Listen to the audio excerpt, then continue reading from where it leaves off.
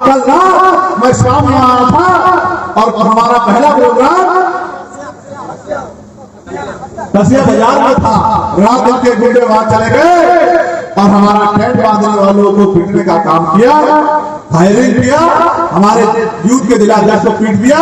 इनको लगा कि हम गुस्सा करके अपनी चुनावी सभा खराब कर लेंगे। ये बात सच है कि अब हम लोग नहीं है कि एक लाठी से पूरे गांव का भेड़ दो उसमें चला गया है, लेकिन हम चुप इसलिए हैं कि हम संविधान के जरिए इनको जवाब देंगे।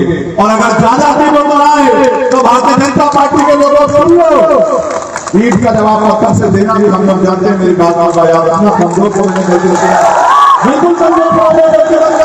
अगर एक कार्यकर्ता को छूने का काम करोगे तो राष्ट्रीय सोशल समाज पार्टी, आजाद समाज पार्टी और हमारे सभी सहयोगी साथी ईट से ईट बना लेंगे। ये सोचते हैं कि ये हमें डरा देंगे। आप जानते हैं हम तो गोली खा के बैठे हैं, हम डरने वाले लोग नहीं क्या? हम डरने वाले लोग नहीं क्या? हम भगवान बुद्ध के वंशज हैं, हम सम्राट अशोक के वंशज हैं, हम डरने वाले हैं क्या? हम तो डराने भी नहीं डरने वाले। ये तो हमारे लोग अभी ठंडे बैठे हुए हैं, इनको ऐसा लगता है कि ये बदल जाएंगे, ये बदलने वाले नहीं हैं। आप अपना दिमाग सही कर लो और अपने वोट की अहमियत को समझ जाओ। इस देश में दलित इकट्ठा होकर खड़ा हो गया, 20% मुसलमान आपके साथ आके खड़ा हो जाएगा, यहाँ का जैन सिख बौद्ध ईसाई आपके साथ आके खड़ा हो जाएगा और फिर वो फॉर्मूला लागू होगा जो माननीय काशीराम साहब कहते थे कि वोट हमारा राज तुम्हारा नहीं चलेगा, नहीं चलेगा। इस बात को मैं आपसे इसलिए कह रहा हूँ, हमारे यहाँ के साथी भी बैठे हैं, वो भी इस बात को जानते हैं। जब से हमने आंदोलन शुरू किया, चाहे 69,000 शिक्षक भर्ती का मामला हो, चाहे दिल्ली में गुरु रविदास पर तोड़ दिया गया उसका मामला हो, चाहे हाथरस की बेटी का मामला हो, चाहे मट्टी छूने में हत्या हो, चाहे नीचे हटने में हत्या हो, चाहे फाइनेंसर द्वारा गरीबों के जो बच्चे घोड़ी करते हैं उनको रोका जाए, या फिर नासी का मामला हो, हर जगह सीना तान के जाके हम लोग लड़ते हैं। ये बताने के लिए लड़ते हैं कि लोकतंत्र में हम गुलाम नहीं है और ये कानून हमारे लिए जितना ही है जितना इनके लिए है। मैं आपको फिर कह रहा हूँ, आप इस बार अपना दिल मजबूत कर लो और किसी की बातों में बता। समीकरण चुनाव समीकरण पर जीता जाता है। यहाँ 10 लाख से ज्यादा वोट पिछड़े वर्ग का है, आप गिनती कर लो,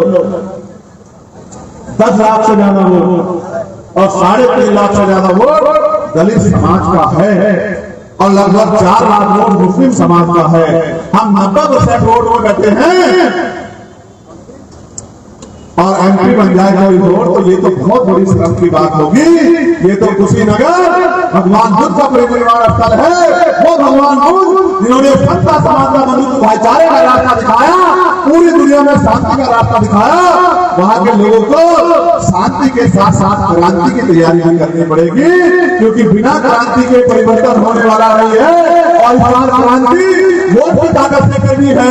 और मैं बहुजन समाज के सम्मानित स्वाभिमानी पहरेदारों से कहना चाहता हूँ, जो मेरी एक आवाज पर आंधी तूफान नहीं देखते, दिन रात नहीं देखते, धूप छाव नहीं देखते, भूखा पेट नहीं देखते, जो मेरी एक आवाज पर लखनऊ दिल्ली पहुंच जाते हैं, मैं उनसे कहना चाहता हूँ अगले 5-6 दिन का समय है, गांव-गांव जाके पहले अपना बूथ तैयार करना, फिर अपना सेक्टर तैयार करना, बहुजन समाज में भाईचारा पैदा करना और पिछले वर्ग के लोगों को तुम हाथ जोड़ के कहना कि हम स्वामी प्रसाद मौर्य जी को गन्ना निशान पर वोट दे रहे हैं, क्योंकि भाई चंद्रशेखर आजाद जी ने अपील की है, आप भी तैयार हो जाओ और एक वोट गन्ना निशान पर डालकर 1 तारीख को गन्ना निशान पर वोट डाल देना और 4 तारीख को लाखों वोट से जब Swami Prasad Maurya ji member of parliament यहाँ से चुने जाएंगे, उस दिन से आप घर में बैठ जाना और अपनी लड़ाई लड़ने की जिम्मेदारी इनके कदमों पर छोड़ देना।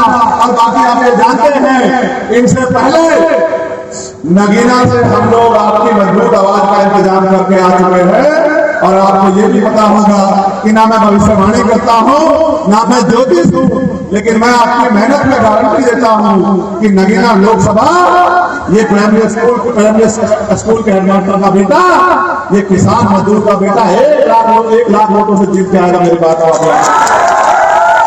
बहुत सारे लोग लगे हैं कि चाहे भाजपा जीत जाए, स्वामी प्रसाद मौर्य नहीं जीतना चाहिए। और सारे लोग लगे हुए हैं, आप और मैं इस बात को जानते हैं। उनका मतलब और मकसद ये है कि गरीब किसान सोचो नहीं पिछड़े की, मुसलमान मजलूम की कोई भी मजबूत आवाज पार्लियामेंट में न चली जाए। मैं आपसे कहना चाहता हूँ, अगर वाकई में भी आप मेरे बहादुर भाई और सिपाही हो तो अगले 5 दिन इस तरह से काम करना जिस तरह से स्वामी प्रसाद मौर्य नहीं आप खुद चुनाव लड़ रहे हो। गांव गांव गली में जाना और वोटिंग परसेंटेज इतना मजबूत कराना कि जो अगर थोड़ा बहुत घपला करने का हाल का घपला कोई कर ही नहीं सकता, क्योंकि हमारा डंडा झंडा बड़ा मजबूत है। लेकिन फिर भी अगर कोई गलतफहमी पा रहा हो तो इतने वोटों से स्वामी प्रसाद मौर्य जीते कि थोड़े बहुत वोट हम उनको दे देंगे, तुम ही रख लो, तुम ही रख लो, छोड़ो, तुम क्या कर दोगे, पुराने झंडे को चोरी चोरी का कर लोगे।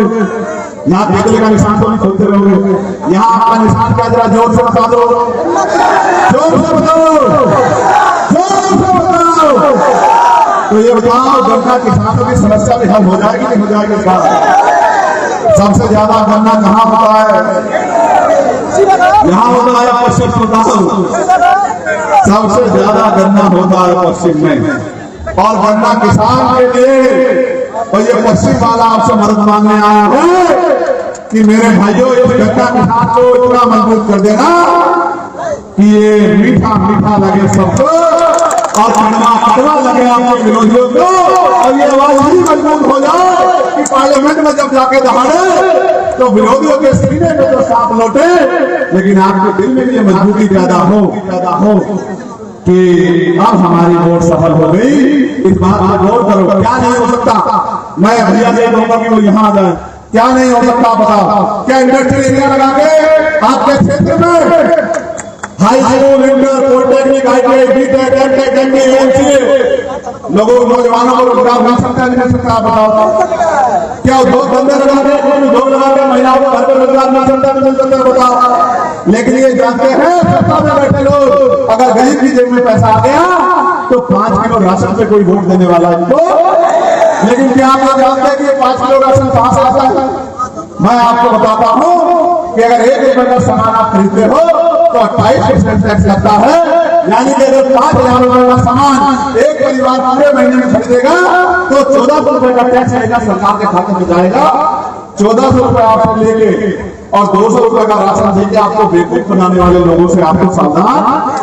उसके बाद 350 का सिलेंडर 11.5 रुपए का देते हैं और 150-200 रुपए का आने वाला बिजली का बिल 600-700 रुपए का देते हैं। उसके साथ साथ पेट्रोल का दाम 45 से 100 रुपए कर दिया और डीजल का दाम 90 रुपए कर दिया। 100 रुपए का आने वाला 700 का तेल 200 रुपए कर दिया। ये लूटने वाले लोग हैं, ये बसाने वाले लोग नहीं है। इसलिए मैं आपसे अपील करता हूँ कि एक वोट गन्ना किसान को जाना चाहिए। जाएगा नहीं जाएगा? अच्छा, एक काम और करना, ये मोबाइल फोन का है नहीं है तो आपकी जेब में जरा निकालिए, निकालिए, जरा निकालिए, हाथ में निकालिए। इस फोन में 100 नंबर तो होंगे नहीं होंगे नहीं होंगे? तो इन पे जरा फोन कर दियो जो लोकसभा में आए, चाची के ससुराल में, चाची के मायके में, ताई के मायके में, बहन के ससुराल में, भाभी के मायके में और बुआ के ससुराल में, तमाम जो रिश्तेदारियां हैं, एक फोन करके कह दियो कि इस बार हमारा निशान क्या है? गन्ना किसान हमारे हाथ में हरियाणा के हैं भैया। वो एक बहन साधारण भाषा में, क्योंकि हरियाणा में बड़ी खड़ी बोली जाती है कि हर आदमी अपने सालों को फोन कर देते हैं। वो साला दूसरे साले को फोन कर देगा, उसका साला तीसरे साले को फोन कर देगा और जब सब सालों को फोन करेंगे तो कौन साला बचाएगा? साले तक ये खबर पहुंच जाएगी कि वोट गन्ना किसान को देनी है। इसलिए मैं दोनों हाथ जोड़ कर निवेदन करता हूँ दोनों भाइयों की तरफ से कि चाहे 1 रोटी कम खाना और चाहे घर का काम 2 घंटे बाद निकालना, लेकिन सुबह सुबह उठ के अपना कीमती वोट जो आपका हथियार है, जो बाबा साहब अम्बेडकर के चाचा बच्चों की कुर्बानियों से आपको मिला है, इससे व्यवस्था परिवर्तन होगी। एक वोट को गन्ना किसान का बटन दबा के आना, यही आपका प्यार है, यही आपका विश्वास है, यही आपकी आपसे हमें उम्मीद है। बहुत बहुत धन्यवाद। जय हिंद, जय भारत, जय संविधान, आदाब, नमस्कार, सत श्री अकाल। और वैसे हाथ उठाओ से संविधान का रक्षा कौन करेगा? जिंदाबाद।